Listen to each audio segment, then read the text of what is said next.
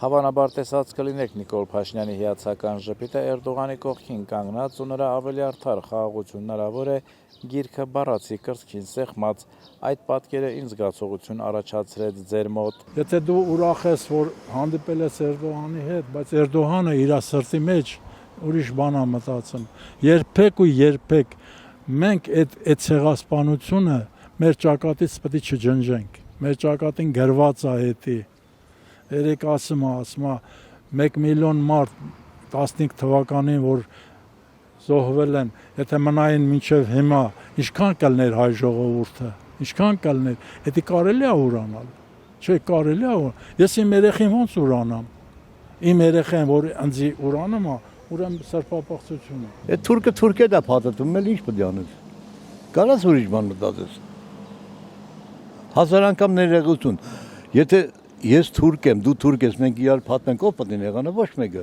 մենակ հայերը, չէ։ Այդպես մենք ենք նեղանում թուրքերից, թուրքը դա փաթաթվում։ Էրդողանը գրգել էր իրան,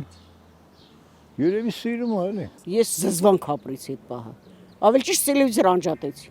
Ամեն ինքը երբ ելույթ անում, ես տելևիզոր անջատում եմ, էդ էլ ասեմ։ Ոչ մի անգամ ես իր ելույթը չեմ լսում, որովհետև ինքը խոսալու ձև էլ չգիտի։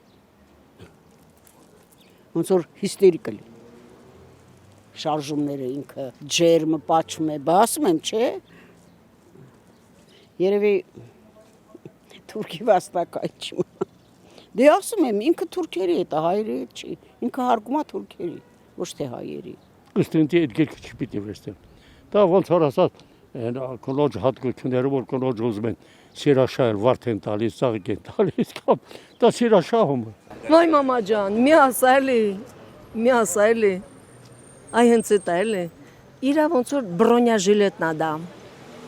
դա իրա բրոնյա ժիլետնա, բայց չի օգնի, Փաշինյանի նման գալու են գնան, բայց երկիրս մնալու է, ժողովուրդն ծաղկելու է,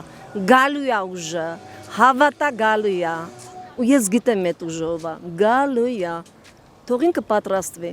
փախնելու տեղ չունի, սամալյոտները բենզին չունեն, լարսն էլ փակ է, մնաց բորդյուրին, բա ախպերս,